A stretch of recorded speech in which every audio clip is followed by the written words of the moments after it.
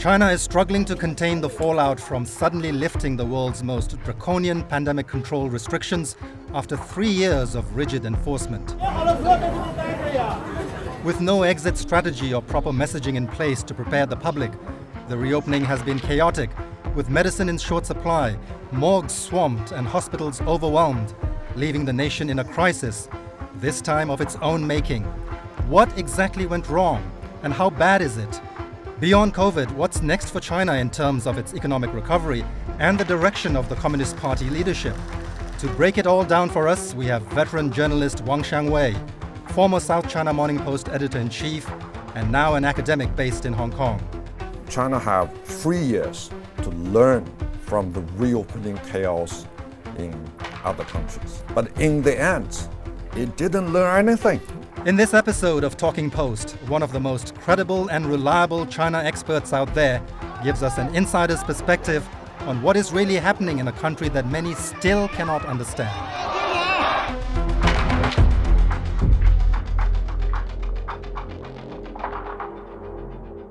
Wang Xiangwei, thank you very much for joining us. It's good to see an old friend and colleague. For those in our audience who are not very familiar with your work, and your work is quite prolific, I want to explain to them that I consider you a real China expert. We have a lot of pretenders to the throne being trotted out in the Western media, saying all kinds of things about China. You in particular stand out as somebody who's a China hand, who gives us an insider's perspective. But you're not an apologist for China. You're somebody who explains China, right? And that comes to, when it comes to negative stuff, you report problems with China, but it's all fact-based rather than opinions and feelings. So, on that happy note, let's start with what's happening in China. The whole world is talking about it. They've pivoted away from this, suddenly from the zero COVID strategy, and it seems to be chaos. Panic, chaos, confusion, people flooding hospitals, morgues. Can you give us a true picture of what's happening on the ground right now? Okay. The majority of the population in major cities like Beijing, Shanghai, Guangzhou, you name it, Wuhan, I think they have achieved, the herd immunity. I think the latest figures I saw that over 90% of the population in Beijing were already infected.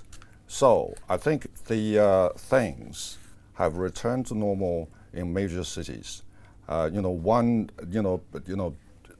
the news and through my conversation with my friends and family in Beijing, and also the most notorious traffic jams in the major cities are back.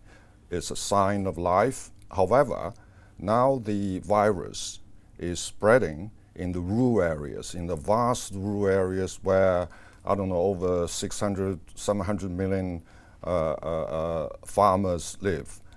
The rural areas are the places where China's public health infrastructure is the weakest.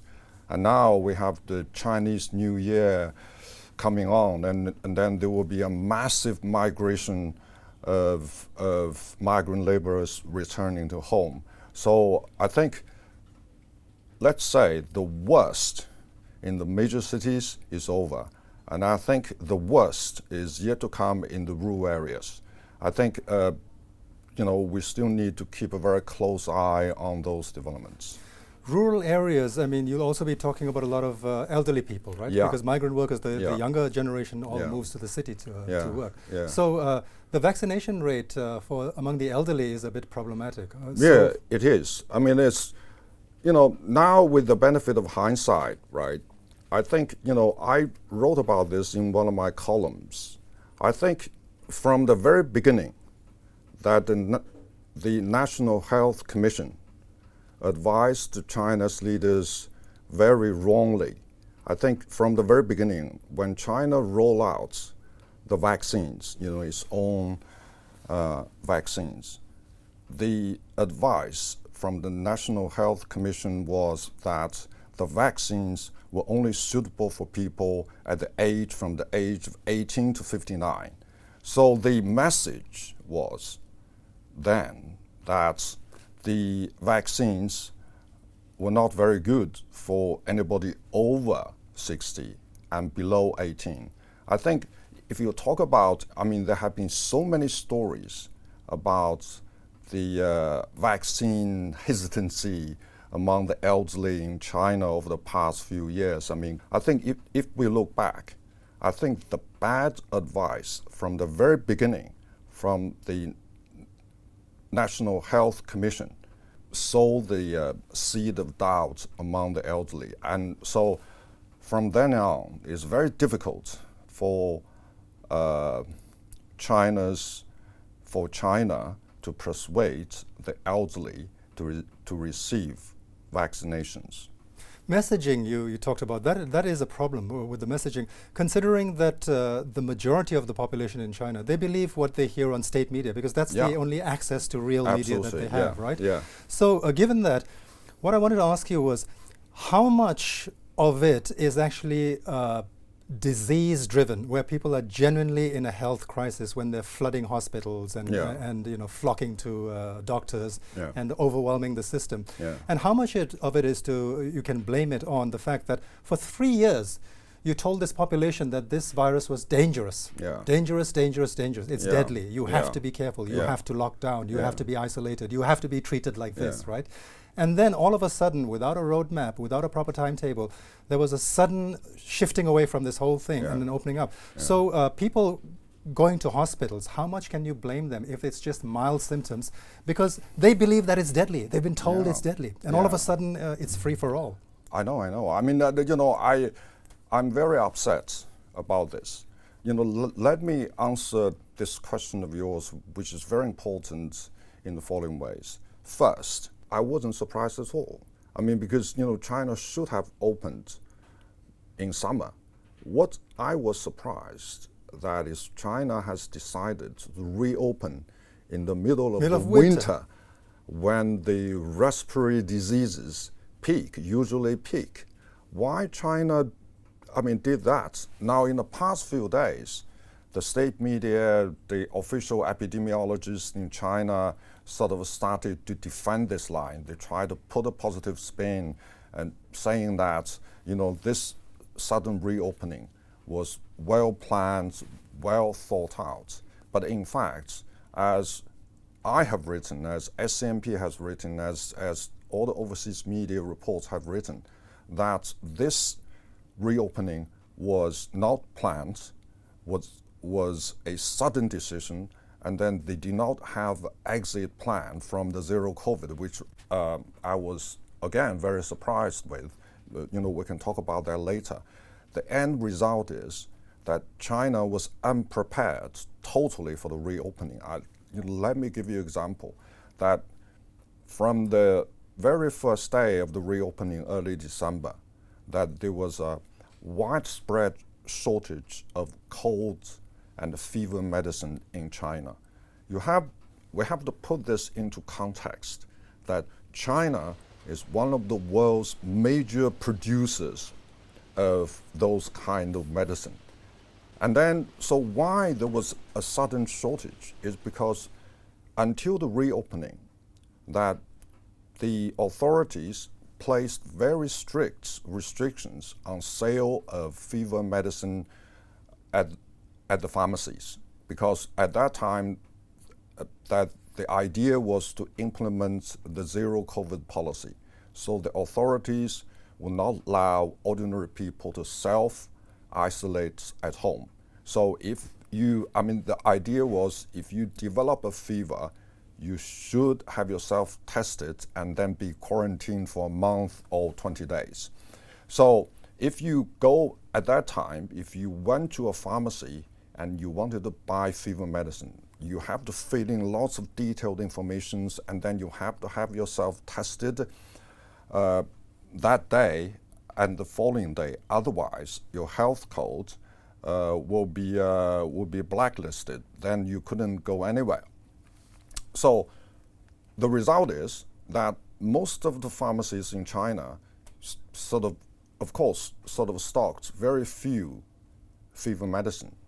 And then because of the paltry demands from the pharmacies, and then China's pharmaceutical companies have stopped producing the fever medicine. I mean, because there was no demand. And then all of a sudden, when China decided to reopen, allow people to self-medicate and self-isolate at home, there was a huge shortage of fever medicine. Now the government is ordering every pharmaceutical company to ramp up production 24/7. And then we come back to the question, if China decided to reopen, why China didn't plan for that? And the second point I want to make is the Chinese government, or this party, is always proud of their capabilities to prepare for the rainy day. Ever since our President Xi Jinping came to power, he often made the point that China, every official should have what he called the bottom line thinking, which basically means preparing for the worst case scenario. And then he often urged officials to guard against the threats of black swan or gray rhinos. This pandemic is a combination of a black swan and gray rhino. And in the end, there was no preparation. Having said that, as seen in other countries, right, the reopening from COVID definitely will lead some chaos. Now we are talking about a population 1.4 billion. No matter how prepared China was, the opening will lead to chaos. But I want to stress that if China did have a plan, we wouldn't have seen this harrowing chaos of sort of elderly dying in the hospitals, having the emergency services swamped, and then the morgues overflown with bodies. Third point I want to make is communication. You see, you and I, we're in the communication business. I've been... Yeah. I shake my head at China's communication all the time. Yeah. That's why they lose their audience. The messaging Absolutely. is so bad. Even if China decided to reopen in the middle of the winter, I mean, there were a lot of things the authorities should have done to mitigate this, in terms of messaging. For instance, before they reopen, what they should have done is that they should have China's top epidemiologists on TV, right? Sort of explaining why China was reopening, right? And then, how the ordinary people should self-medicate, should self-isolate. I think that should happen before their reopening. Now it is the epidemiologists and China's officials are doing that now. I think it was too late. And then secondly, I still find it difficult to understand why China has refused the offers of vaccines from US and from Europe, right? I mean, over the past 3 years, they always say they want to place people's health first. They want to place the people's lives first. And now, I think what China should have done is to accept any help from international community. I mean, that's what China did in the first 2 years. China offers billions of doses of vaccines to developing countries. And China has learned a lot of goodwill. And now China is in trouble. I mean, obviously, but because of national pride or because of ideology or because of other things, they are, at the very beginning, they refused. But now, before I came on your show, that the Pfizer announced that now they were going to offer their emergency drug Paxlovid to Chinese manufacturers, and now they're going to mass produce that. I think this is something that China should have done. And thirdly, I think in terms of messaging, again, on communication, I think the Chinese officials should have shared more information with the international community. I mean, with the WHO. I mean, the WHO Secretary General made the point that China was underreporting, what is happening in China. I mean, Sure. those the stuff that any responsible country should have done. And then why China did not do it? I mean, that's a very interesting point that we need to think about. As I said earlier, Xi Jinping has been saying and urging that every official to prepare for the worst case scenario. In the end, we did not see a plan, and the worst case scenario happened. I think, now it's happened, right? But it's still very important for the Chinese authorities and to reflect and review what seriously went wrong. A few factors have contributed to the sudden reopening. One is that, I flew to Hong Kong on November 27th. That was a very tense moment in China because a massive students' protest started over that weekend. On Friday, Saturday, Sunday was the peak. And then on Monday, it dialed down. I think there were so many reports about some students in Shanghai calling on China's top leader to step down. But that was only the minority. Most of the students were angry with the zero COVID policies. And then Jiang Zemin died. And that really made the China's leaders very much nervous. So once the students sort of were on the streets, so what the top leaders did was to quickly sort of decided to make Jiang's funeral the highest level, right? I was in Beijing and I saw Xi Jinping led his wife and all of the China's top leaders in Beijing to receiving the plane which carried Jiang's body. And like standing in the freezing cold, and in the first 7 days of Jiang's death, which is very important according to the China's custom, that she mentions Jiang's legacy and saying he will follow his legacy and all that.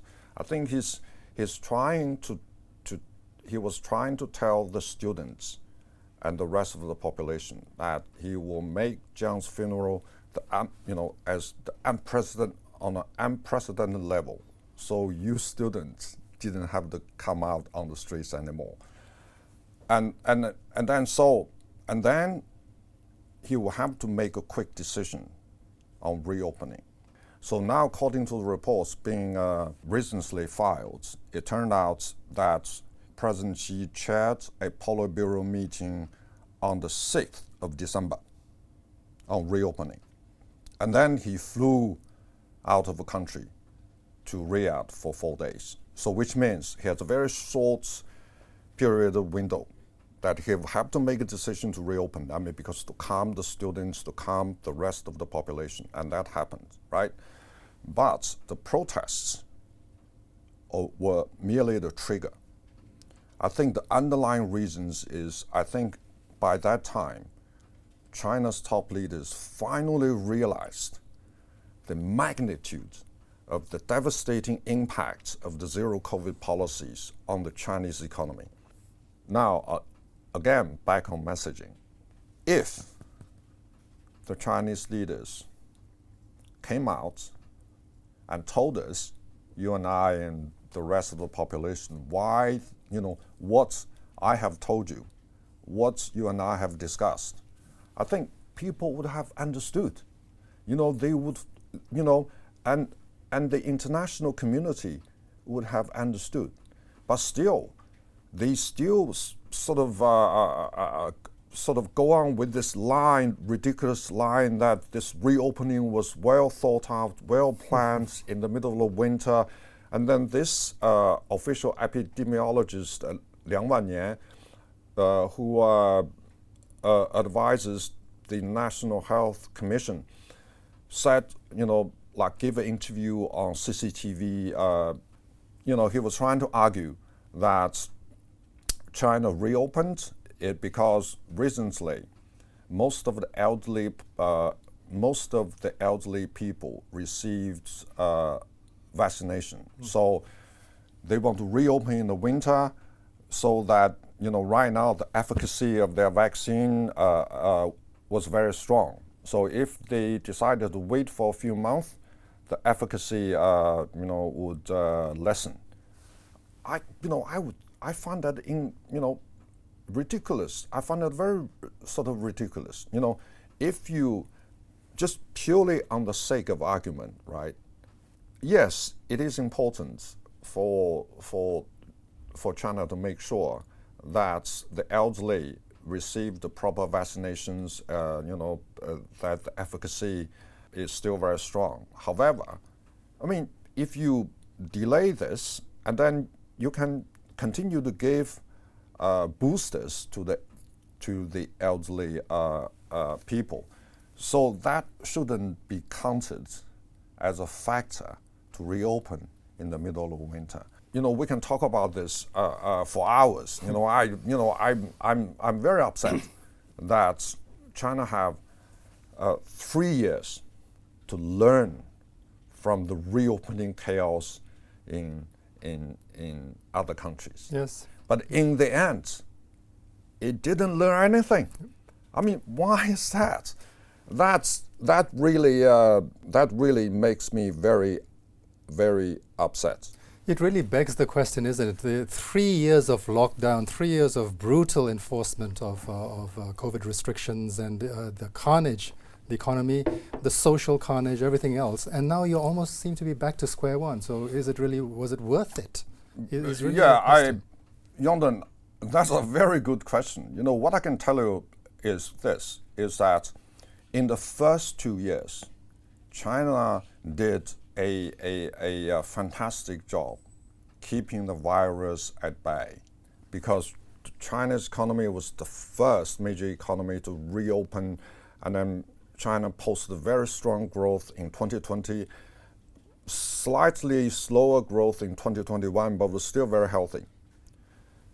I think that, I have no argument at all I have no sort of a dispute with this argument that China did a fantastic job. I agree. I think the Chinese officials always use that line to counter-argue against those sort of people who suggested now, China did such a terrible job on reopening. It was a great takeoff and a great flight, but they can't stick the landing. That's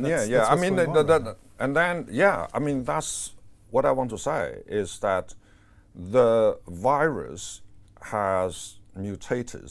The virus has changed, and the people's view and the thinking on the virus has also changed. But however, China's zero policies have not changed. There was no exit plan. Xiangwei, the economic carnage that COVID has wrought on China, there's no denying it. No. And we will be counting the cost in the months to come and even years to come of how much damage it has done. But going back to the protests again, there's no doubt that also played a role in influencing the Chinese leaders' minds about stepping back from the brink. What I do want to ask is, if you must have surely seen the Western media coverage, the Anglo-Saxon media, mainstream media in particular. It was breathless coverage where these protests now signal the downfall of the Communist Party. Breathless, almost hopeful reporting that are we finally seeing the end? Were we even close to it? Were they way off? No. Because ever since the students' protest started on November 25th, and then some overseas media have quickly labeled this as a white paper, blank paper, A4 paper revolution. And I made that point very early on in one of my columns. I said, first of all, it was not a revolution. There was, there was the students' protests were very peaceful, and for the majority of the student protesters, they were angry with the excessive zero COVID policies. You know, I mean, and then, of course, there were protesters in Shanghai and in Beijing who were also not very happy with the governance of China. But I think the majority of the people just were so happy to see the COVID zero policies lifted. And I think you see, what happens is that over the past 3 years, that all this economic hardship, the harrowing reports, all this suffering were China's own doing, right? But the Chinese authorities were so eager to shift the blame to someone else. And then those Western media reports, which described this protest as a white paper revolution, played right into the hands of Chinese authorities. Now Chinese authorities started to say, you know, there must be a hostile foreign forces behind this. In fact, there was none.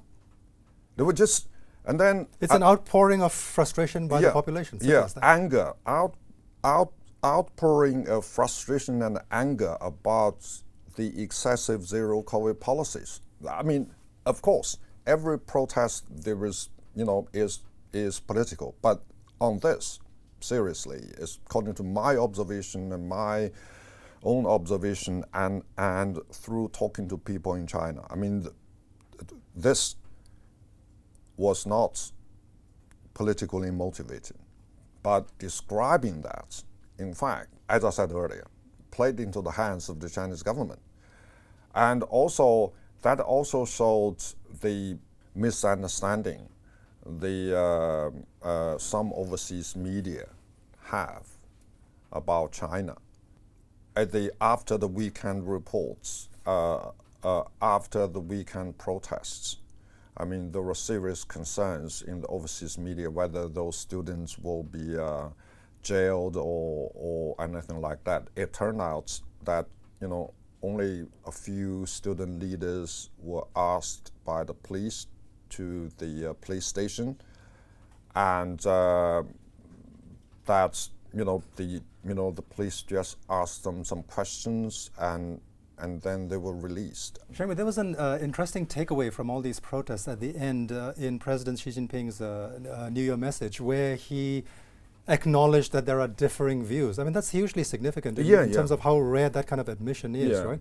So moving on from all this, after the lessons of COVID, after the carnage, economic and social carnage that COVID has wrought, amid all the geopolitics, right, and China's problems now about being shut out from the supply chain by the US and its allies, the cementing of the leadership reshuffle, which is coming up now with the 2 sessions in March.